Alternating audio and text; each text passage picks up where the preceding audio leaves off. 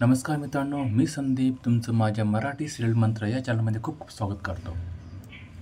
मित्रांनो, आजच्या म्हणजे 17 सप्टेंबर 2024च्या ठरलं तर मग मालिकेच्या भागामध्ये खूप रोमांचकारी वळण आलं आहे. तर हा व्हिडिओ पूर्ण बघा आणि तुम्ही चॅनल नवीन असाल तर चॅनल सबस्क्राईब करायला विसरू नका. चला तर हा व्हिडिओ सुरू करूया. आज झालं मालिकेच्या सुरुवातीला प्रिया प्रतिमाच्या रूममध्ये येते आणि तिला म्हणते की आई, तुला हे घरातले सगळे वेडे ठरवण्याचा प्रयत्न करत आहे, स्पेशली सायली. पण तू काळजी करू नको, मी तुझ्यासोबत आहे. मी तुला काही पण होऊ देणार नाही. तू फक्त एक काम कर, डॉक्टर ज्यावेळेस येतील त्यांना बिलकुल भेटू नको. तुझ्या रूमची कडी आतून लावून घे आणि त्यांना जितकं होईल तेवढं अवॉइड कर. त्यांना जर भेटली तर तुला हे सगळे घरातले मिळून वेड्यांच्या इस्पितळामध्ये ॲडमिट करतील आणि तुला वेडं ठरवतील. तुला वेड्यांच्या दवाखान्यात जायचं आहे का? प्रतिमा घाबरते. ती म्हणते नाही. इकडे मग प्रियाच्या चेहऱ्यावर हसू उमटते, कारण तिचा प्लॅन सक्सेसफुल झाला आहे. पुढच्या सीनमध्ये अर्जुन त्याच्या रूममध्ये येतो. सायली एक यादी करत असते. तो तिला विचारतो, काय करताय तुम्ही? ती म्हणते, मी त्या प्रश्नांची यादी तयार करते जे प्रश्न आपण प्रतिमा त्याला डॉक्टरांच्या थ्रू विचारले पाहिजे. मग ती म्हणजे तुम्ही कुठे गेला होता? तर तो म्हणतो, तुम्ही आज सुमन काकूला भेटायला गेलो होतो.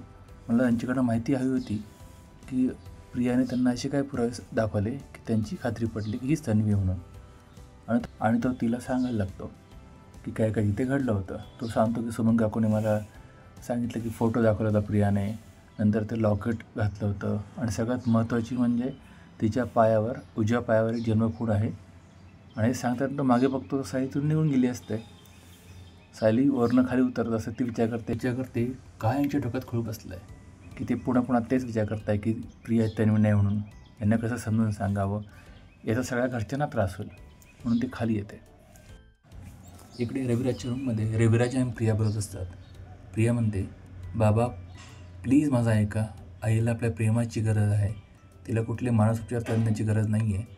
प्लीज ऐका. तिच्या कुठले मानसोपचार करू नका. आपण अजून काही दिवस थांबूया.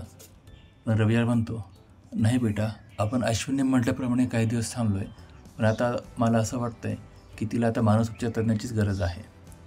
मग प्रियाचा चेहरा थोडा घाबरल्यासारखा होतो. ती म्हणते, ठीक आहे, पण माझी एक अट आहे की आपण आईला कुठल्याही दवाखान्यात न नेता डॉक्टरलाच घरी बोलूया, कारण तिला माहीत असतं की आपण प्रतिमाला सांगितलं आहे डॉक्टर आला की ती उपचार करायला नाही म्हणून. मग रविराज म्हणतो, ठीक आहे बेटा, तुझी ही अट मी मान्य करतो. रविराज रूमच्या बाहेर जातात. प्रिया फोन उचलते आणि नागराजला फोन लावते. नागराज तिला म्हणतो, पटकन सांग जे सांगायचं ते. ती म्हणते, पटकन काय, इथे 500 मिलाच्या वरती वेगाने गोष्टी घडत आहेत आणि तुम्हाला पटकन काय सांगू? मग तो होतं, ठीक आहे, मुद्द्याचं बोल, काही बोल पण मुद्द्याचं बोल. मग ती सांगते की इथे सर्वजण मिळून प्रतिमावर मानसोपचार तज्ञाची मदतीने उपचार करतायत. आता आपल्यासाठी धोक्याची घंटा आहे. मग नागराज तिला म्हणतो, मग तू काय करते? तुला ते ठेवलं कशासाठी आहे? काहीतरी कर. ती म्हणते, तुम्ही सर्वजण माझ्याच भरोशावर आहात. तुम्ही काहीच करत नाही. जे करायचं ते मीच करते. ठीक आहे, मी माझ्या पद्धतीने लढते, तुम्ही तुमचं बघा. हे बोलून ती फोन कट करते. इकडे नागराज विचार काढला लागतो. पुढच्या सीनमध्ये सर्वजण हॉलमध्ये जमा झालेले असतात. पौर्णाजी अर्जुनला म्हणते की अर्जुन बघ बरं, रविराज अजून डॉक्टरला घेऊन का नाही आले? बराच उशीर झाला आहे. आणि अर्जुन म्हणतो, ठीक आहे आजी, मी फोन करतो.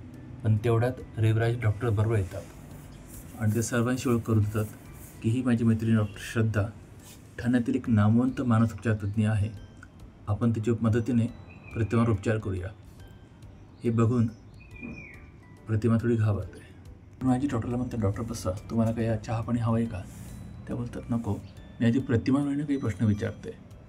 हे बघून प्रतिमा प्रियाकडे बघते. प्रिया डोळ्यानेच तिला खुणवते की तू निघून जा. तशी ती जायला लागते रूमकडे तिच्या. त्यावेळेस रविराज तिला अडवतो आणि त्याला रिक्वेस्ट करतो की हे बघ प्रतिमा, आम्हाला सर्वांना तू हवी आहेस. तुझा भूतकाळ तुला आठव असं तुला वाटत नाही का? किती दिवस तू हा त्रास सहन करणार? त्यामुळे कृपया आम्हाला तू मदत कर. आम्हाला तन्वीला तुझी गरज आहे. हे बघून सायलीसुद्धा येते. ती पण तिला रिक्वेस्ट करते.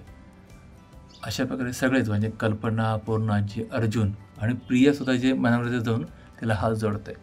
पण हात जोडत असताना डोळ्यानेच खुणावते की उपचाराला तू नकार दे. पण प्रतिमा सोफ्यावर येऊन बसते.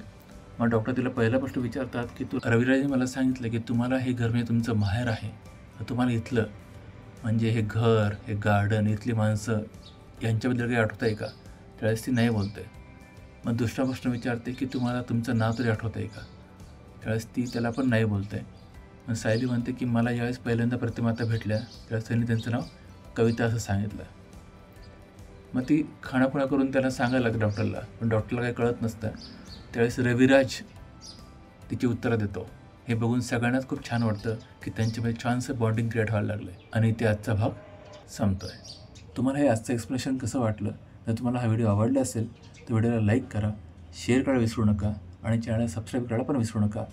भेटूया पुढच्या भागामध्ये.